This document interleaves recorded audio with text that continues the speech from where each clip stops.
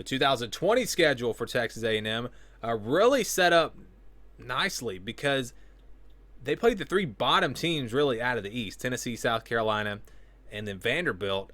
And then they got Florida at home. So they didn't get a tough draw out of the East. Didn't have to play Georgia, didn't have to play Kentucky, didn't have to play Missouri. And then you look at what they had in the West. The West just really wasn't that good this year. Yes, they had Alabama on the road, but that was not a game they were going to win anyways. They got LSU at home. So yeah, things worked out pretty well with the schedule. Didn't have to play Ole Miss. That game got canceled. That could have been potentially a dangerous game. So they really didn't get tested a whole lot in the regular season. Again, that Florida game, that was at home. They won that one in a close game. And then Alabama was the tough game for them that obviously they lost. So we look ahead to 2021 and the schedule, and we'll see what it is going to look like. And here it is. They will begin their season with Kent State on September the 4th. Not starting in October this year, starting in September, hopefully. They will start with Kent State, and you see the rest of the schedule here. We're going to first look at who they play outside of the SEC West. So who did they get that they don't play every year? And I know you have the one crossover game, but they get Kent State, Colorado on the road, which could be interesting, New Mexico at home, and then Prairie View A&M. So really nothing too tough in the non-conference. I mean, they should take care of business in these games. Colorado was a bit of a surprise last year, but are they a team and a program that can challenge Texas A&M? Probably not.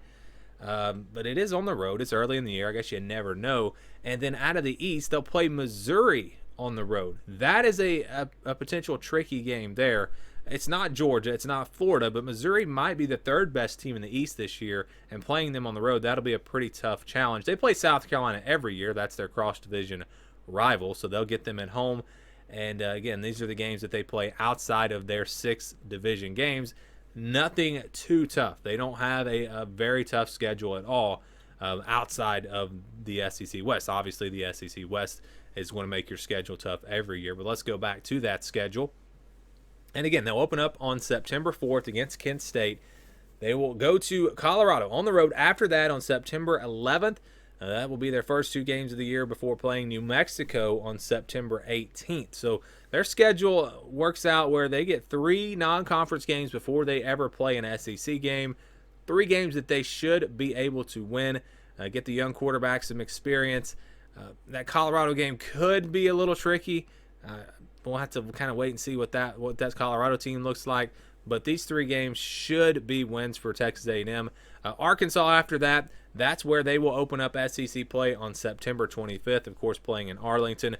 Could be a pretty tough test. Arkansas has a lot coming back this year. That game seems to always be close. I don't know what it is about that matchup, but it seems like every year they play, it's close. This past year, it was 42-31 in favor of Texas A&M. That was really one of the bigger margins of victory that we have seen in this series since Texas A&M has come into the SEC. So we'll find out. Will that game be back to being one of those close down to the wire type games, or will A&M take care of business, or will it potentially go the other way? Will Arkansas maybe win the game easily? That will be an interesting one there. And then we go into the month of October. They open up that month with Mississippi State at home. Don't have to deal with the Cowbells. They will get the Bulldogs at home. And then after that, they play Alabama on October 9th at home. And I think that is a big opportunity for Texas A&M. Alabama could be vulnerable this year. They get them at home. They have some games under their belt to where they should be playing in a pretty good rhythm by this point. Big game, big game. Circle that one on October the 9th. If A&M is going to have a chance to win the SEC West, they will have to beat Alabama. They'll play Missouri after that. This is a pretty tough stretch. No buys in here. Missouri on October 16th. Just talked about that game on the road. That'll be a pretty tough matchup. And then South Carolina after that on October 23rd. So you're talking about no bye weeks going all the way from Kent State to South Carolina, and then just looking in the SEC going from Arkansas to Arkansas, Mississippi State, Alabama, Missouri, South Carolina. 5 SEC games in a row. No bye week. No real easy game there. You know, South Carolina shouldn't be great. Mississippi State, I don't think is going to be able to beat Texas A&M, but there won't be any easy games in there. I mean, it's not like you're going to be playing any backups more than likely in those 5 games. So that'll be a tough stretch for the Aggies, and if they can come through that one, and obviously beat Alabama and win the rest of these games, they're going to be sitting in great shape heading into the month of November. So after the bye week, they will get Auburn next on November 6th. The game is at home for Texas A&M, which seems like a good thing.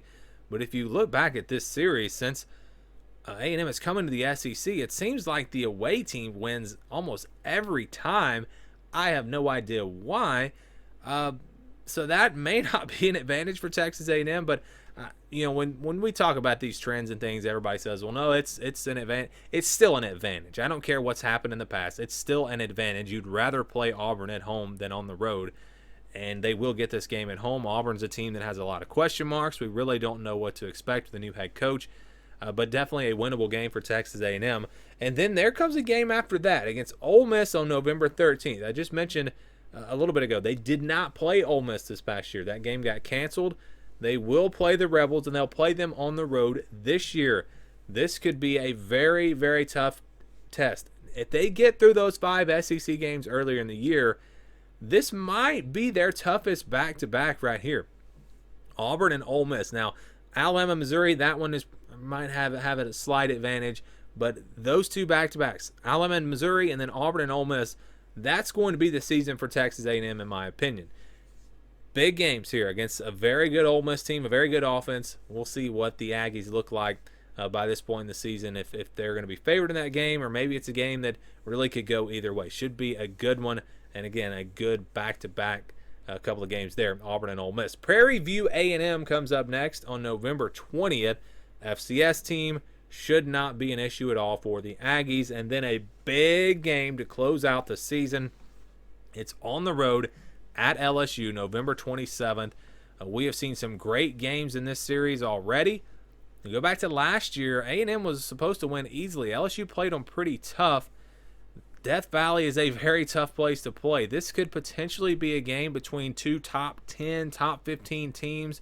I think it might be one of the biggest games of the year, potentially. Now, both teams have an opportunity to really step up this year and have great years. I think there is also the opportunity for both teams to not be great, but they're going to be good. And I think this will be a great matchup to close out the season. So you see, the schedule is not all that tough when you talk about the games outside of the division.